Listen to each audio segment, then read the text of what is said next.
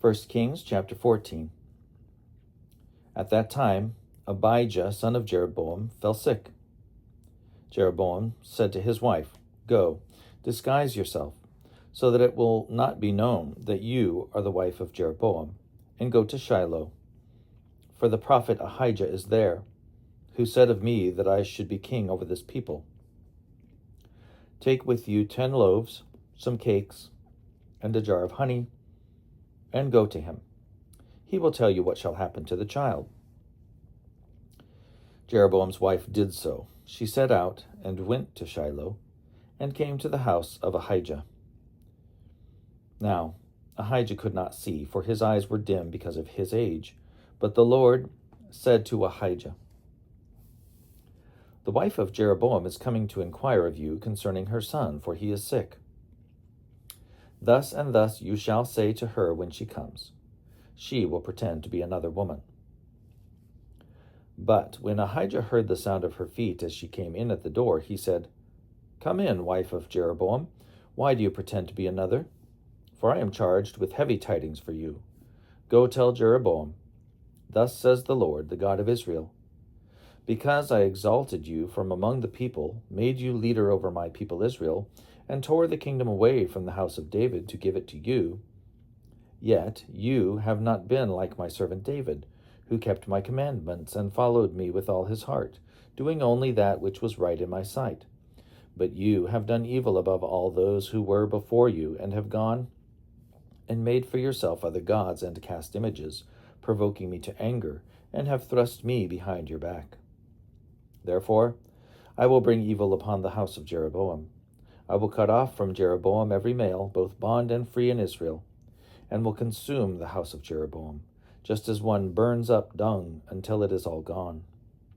Anyone belonging to Jeroboam who dies in the city, the dogs shall eat, and anyone who dies in the open country, the birds of the air shall eat, for the Lord has spoken.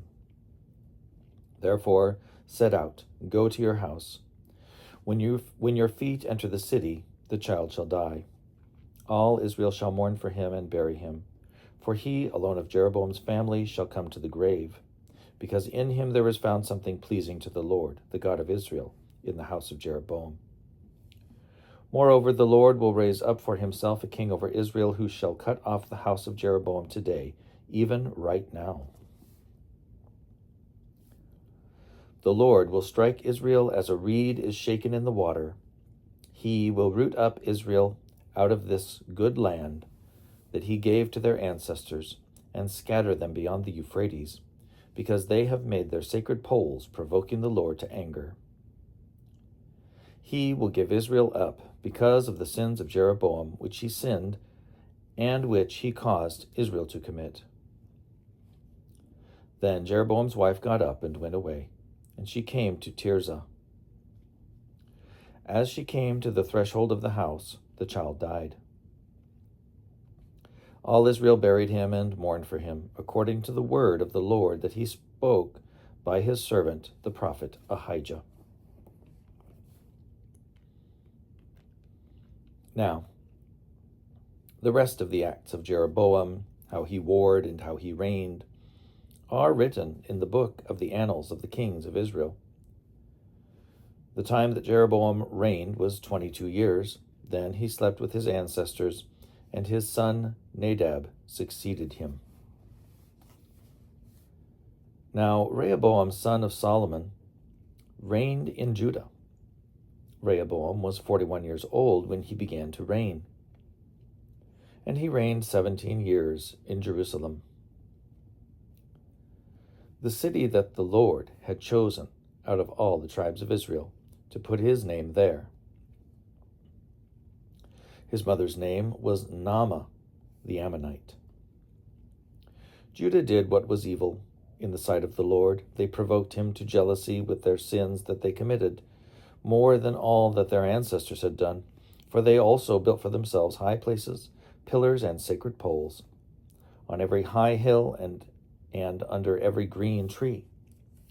There were also illicit priests in the land. They committed all the abominations of the nations that the Lord had driven out before the people of Israel. In the 5th year of King Rehoboam, King Shishak of Egypt came up against Jerusalem.